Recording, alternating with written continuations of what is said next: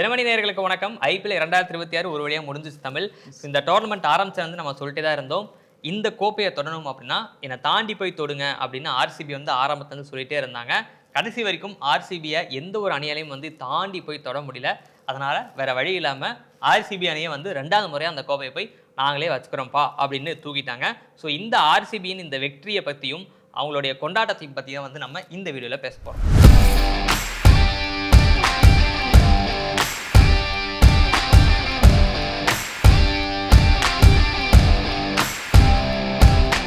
So Tamil RCB ஜெயிச்சிட்டாங்க. டாஸ்லேயே வந்து RCB ஜெயிச்சிட்டாங்கன்னு நினைக்கிறீங்களா நீங்கள்?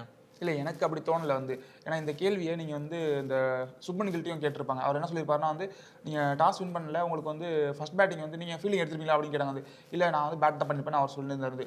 டாஸ் பொறுத்த வரைக்கும் அவங்களுக்கு அதுக்கு பெருசாக வந்து அது மாற்றத்தை ஏற்படுத்தலை.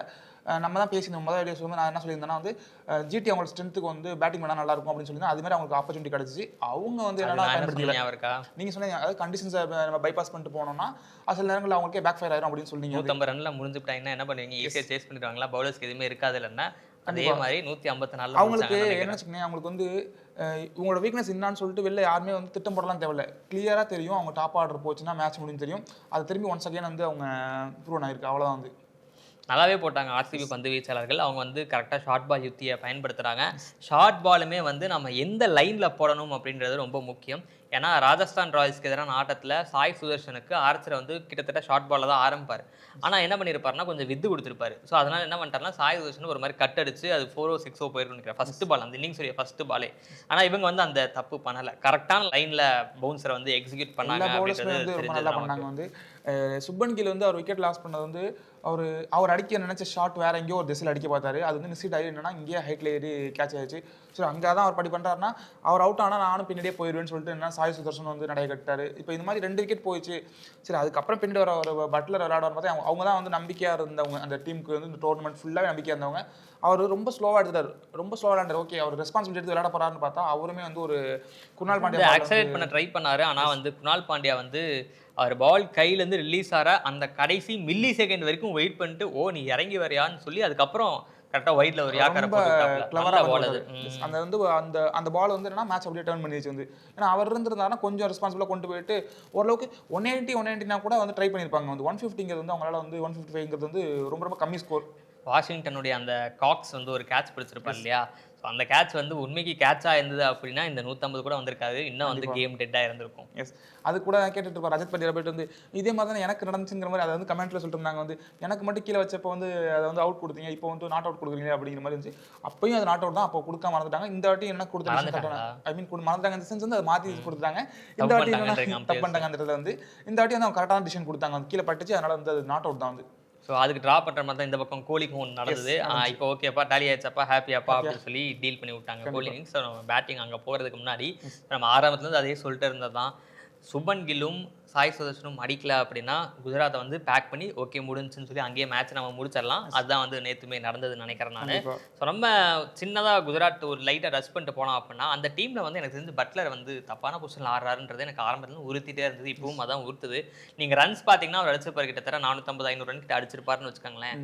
ஆனால் பட்லர் அவர் ஒரு இம்பாக்டை கிரியேட் பண்ணக்கூடிய ஒரு பிளேயர் இல்லையா? ஸோ அந்த இம்பாக்டை அவரால் நம்பர் 3 இருந்து கிரியேட் பண்ணலாம். அவர் பேட்லேருந்து ரன்ஸ் வருது, ஆனால் பட்லர் வந்து அடிச்சார்னா அவர் ஒரு மேட்ச் வின்னர். சிங்கிள் ஹேண்டராக அவரால் மேட்ச் வின் பண்ண முடியும்.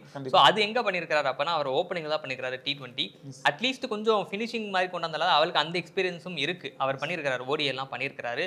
அதையாவது பண்ணலாம். நம்பர் 3 வந்து எனக்கு இந்த டீமில் அவருக்கு சரியான ஸ்லாட் இல்லைன்ற மாதிரி எனக்கு தனிப்பட்ட முறையில் ஃபீல் ஆகும். இல்லை, உங்களுக்கு சொல்கிறது புரியுது. ஆனால் நேற்று பார்த்தீங்கன்னா நேற்று அதுக்காக தான் டிஃப்ரெண்டாக ட்ரை பண்ணிப்பாங்க. ஓகே, இந்த ஒரு முக்கியமான மேட்ச்சில் வந்து ஒரு யங்ஸ்டர் உள்ளுக்குள்ள கொடுத்தோம்.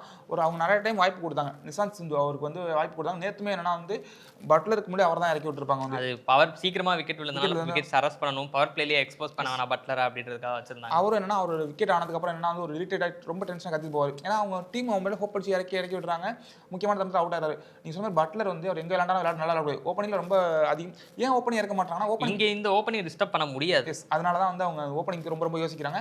நீ சொன்ன பின்னாடி என்ன இருக்கலாம், அவர் ஒரு ரெஸ்பான்சிபிலிட்டி சொல்லும்போது அவர் ஃபினிஷராகவும் நிறைய பார்த்துருக்கோம். அதனால வந்து அவர் பின்னாடி இறக்கி ட்ரை பண்ணால் இவங்க வந்து இந்த டெம்ப்ளேட்டில் செட் பண்ணி போயிட்டாங்க, இது வந்து சக்ஸஸ்ஃபுல்லாக இருந்திருக்கு, ஒரு சில மேட்சஸ்லாம் அவங்களுக்கு சொதப்பிருக்குங்க, அதனால வந்து அவங்க இதையே ஸ்டிக் டு பண்ணிட்டு போகிறாங்க. எனக்கு பட்லர் நான் பார்த்துருக்கேன், அவர் சிங்கிள் ஹேண்டில் மேட்ச் வின் பண்ணுவார். இந்த ஐபிஎல் சீசனில் அந்த மாதிரி இந்த ஐபிஎல் சீசனில் அவர் குஜராத் வந்து அப்படி சிங்கிள் ஹேண்டடாக மேட்ச் பெருசாக வின் பண்ண மாதிரி எனக்கு நினைவில்லை. ஸோ அதான் அவங்க பேட்டிங்கில் கண்டிப்பாக பல ஓட்டைகள் அடைச்சாகணும், மிடில் ஆர்டர்லாம் பண்ணி ஆகணும். பந்து வீச்ச போகிறதுக்கும் பெருசாக பிரச்சனை இல்லைன்னு நினைக்கிறேன். குஜராத் அடுத்த சீசனுக்குள்ளே அப்படியே போயிடலாம்னு நினைக்கிறேன் நான். கண்டிப்பாக அப்படியே கட் நீங்கள் சொன்ன மாதிரி அந்த ஒரே ஒரு பாயிண்ட் மட்டும் ஆட் பண்ணிக்கிறேன். சுப்மன் கில் சொல்லும்போது என்ன சொன்னார்னா வந்து நீங்கள் பவுலர்ஸ் எங்கள்கிட்ட நல்லா இருக்காங்க, பவுலிங் ரொம்ப ரொம்ப ஒன் ஆஃப் த பெஸ்ட் இந்த டோர்னமெண்ட்டில் எங்கள் டீம் தான் பவுலிங் நல்லா இருக்குது அப்படின்னு சொல்லியிருப்பாரு. அதே மாதிரி ஈவன் இந்த டைட்டில் இப்போ வந்து குஜராத் ஜெயிச்சிருந்தாலுமே கூட எங்களுக்கு வந்து நிறைய விஷயங்களை நாங்கள் யோசிக்க வேண்டியிருக்கு. அவர் எதை மீன் பண்ணுறாருனா டாப் 3 மட்டும் தான் விளையாடுறாங்க, பேட்டிங் நிறைய ப்ராப்ளம்ஸ் இருக்குது, மிடில் ஆர்டர் விளையாடுறது இல்லை அப்படிங்கிறத மீன் பண்ணி அவரே சொல்லியிருந்தார் வந்து. அப்போ அவங்களோட பேட்டிங்கு பொறுத்த வரைக்கும் அவங்க நிறையா ஒர்க் பண்ணணும், வந்து பவுலிங்கை பொறுத்த வரைக்கும் இதை உள்ளதை இப்படியே கொண்டு போனாலே போதும், அவங்க நல்லா தான் இருக்காங்க வந்து பேட்டிங்க்கு. ஆனால் கண்டிப்பாக திங்க் பண்ணி ஒர்க் பண்ணி மிடில் ஆர்டர்ஸ் வந்து அவங்க வந்து ரெஸ்பான்சிபிலிட்டி எடுத்து நல்லா விளையாட ஆரம்பிக்கணும். ரன்ஸ் கம்மி அப்படின்னு தெரிஞ்சோடனே வந்து ஆர்சிபி ஓப்பனர்ஸ் வெங்கடேஷ் ஐயரும் விராட் கோலியும் வந்து ஒரு மாதிரி இன்னிங்ஸை ஸ்டீல் பண்ணிட்டாங்க. பரவாயில்ல கம்மி ரன், ஆனால் பவர் பிளே தான் கேமை முடிக்க பார்க்குறோம் அப்படின்றத ஒரு நோக்கத்தோடு தான் போய் அடித்து ஆடினாங்க. சிராஜுக்கு பால் கொஞ்சம் ஸ்விங் ஆச்சு, ஓரளவுக்கு கம்பேரிட்டிவ் டு ரபாடா கொஞ்சம் டீசெண்டாக போட்ட மாதிரி இருந்தது. நம்ம ரபாடா மட்டும் கொஞ்சம் கோலி அவரை போட்டு பிரித்து எடுத்துட்டாப்புல. ஃபாஸ்டஸ்ட் 50 ஐபிஎல் இத்தனை வருஷம் அது இருந்திருக்காரு. எத்தனை பால்னு கேட்டால் 25 பால். அவருக்கு தாங்க ஃபாஸ்டஸ்ட் வந்து அவர் வந்து டைம் 15 பால் அடிச்சுட்டு இருக்காரு. 25 பால் நமக்கு வியப்பா இருக்கு. ஆனால் நல்லா இருந்துச்சு அவரோட இன்னிங்ஸ் பார்க்கறதுக்கு வந்து சூப்பராக விளையாண்டாரு. ஆக்சுவலி இன்னும் ஏர்லியாக முடிச்சிருப்பாரு, 50 அடிச்சிருப்பாரு. பட் விக்கெட்ஸ் போனால கொஞ்சம் அவர் இன்னும் மென்ஷன் பண்ணியிருந்தாரு. இப்போ நீங்கள் சொன்னீங்க பவர் பிளேல முடிக்கணும்னு சொல்லிட்டு, ஆக்சுவலாக அது வந்து அவங்களோட மைண்டில் இருந்திருக்கு. வந்து என்ன சொல்றாரு விராட் கோலி வந்து ட்ரெஸ்ஸிங் ரூமில் வெங்கடேஷ் ஐயரும் விராட் கோலி என்ன பேசிக்கிட்டாங்கன்னா, சீக்கிரம் போகிறோம், அதை வந்து பவர் பிளேலே கில் பண்ணி அதை ஸ்கோரை வந்து முடிச்சு விட்றோம், மேக்ஸிமம் என்ன பண்ண முடியுமோ முடிக்கணும். ஏன்னா இடையில எங்கே விக்கெட் பண்ணி மொமெண்டம் போனாலுமே அவங்களுக்கு என்னன்னா வந்து அது இப்போ இது முக்கியமான குரூஷியலான கேமு, எப்படினாலும் மாறலாம், மேட்சஸ் மாறலாங்கிறதுனால அவங்க பவர் பிளேல அடிச்சு மேக்ஸிமம் ஸ்கோர் பண்ணணும் அப்படிங்கிற மைண்டில் தான் வந்துருவாங்க. ஆக்சுவலி அதுதான் நடந்தது. அவங்க பவர் பிளேல அவ்வளோ பெரிய ஒரு ஃபாஸ்ட்டாக விளையாண்டனால தான் வந்து நல்ல திடீர்னு பார்த்தா விக்கெட்ஸ்லாம் சரசரன்னு விழுக ஆரம்பிச்சிருச்சு.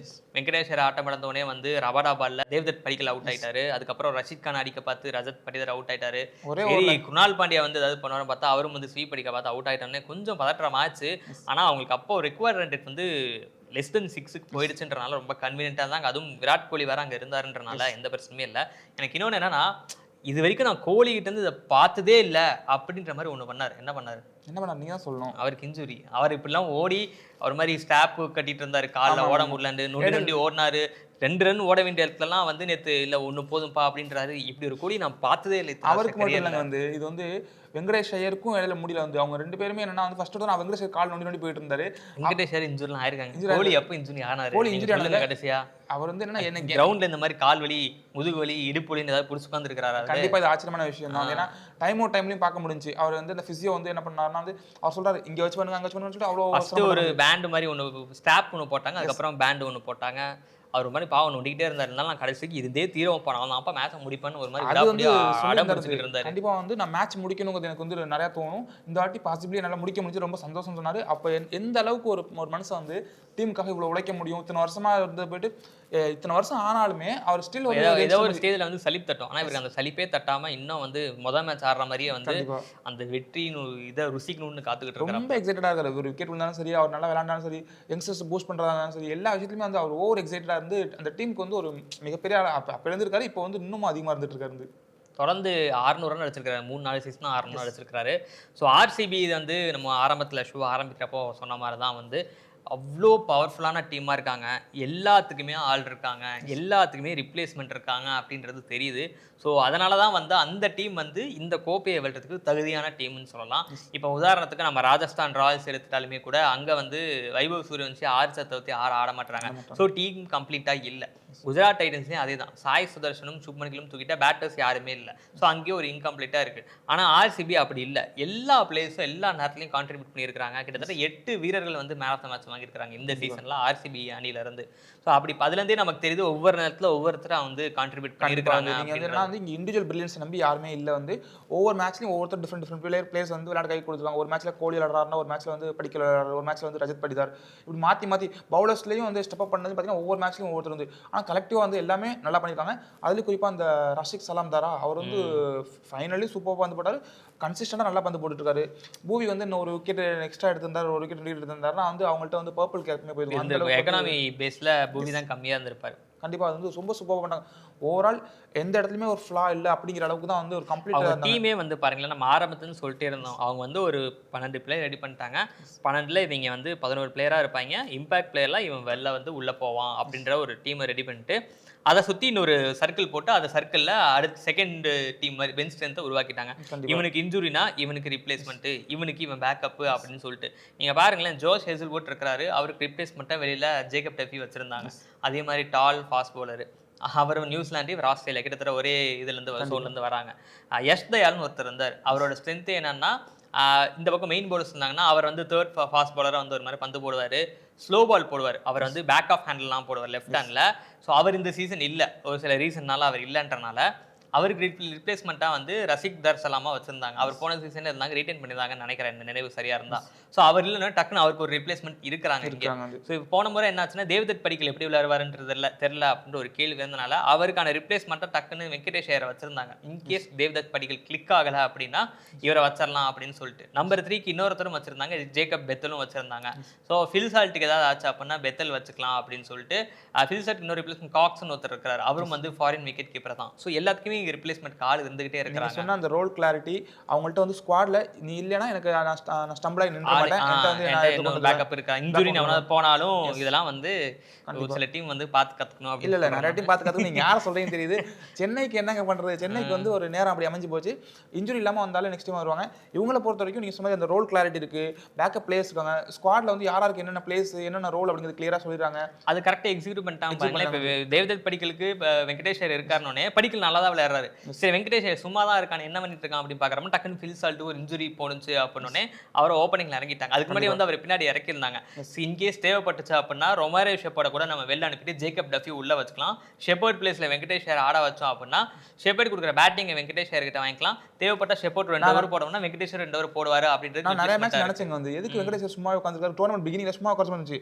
அவங்கள்ட்ட வெல் பிளான்டா இருந்திருக்காங்க. நமக்கு ஆக்சுவலா வந்துட்டுனா டஃபியை யூஸ் பண்றதுக்காக அந்த இது வச்சிருந்தாங்க. அதே மாதிரி ஒரு மேட்ச் வந்தாரு, வந்து 50 போட்டு அந்த விஜய் மாதிரிலாம் வந்து செலிப்ரேட்லாம் பண்ணாரு. ஸோ அதுக்கப்புறம் தான் வந்து ஃபில் சால்ட் இன்ஜுரி ஆனோடனே வந்து சரி ஒரு வேக்கட் ஆயிடுச்சுன்னு சொல்லிட்டு இவரை தூக்கி அங்கிட்டு போட்டு திருப்பி ஷெப்பர்டை உள்ள கொண்டு வந்துட்டாங்க. அப்ப என்னன்னா அவங்கள்ட்ட வந்து இது என்ன தெரியுதுன்னா அவங்கள்ட்ட கிளியர் பிளான்ல இருக்காங்க.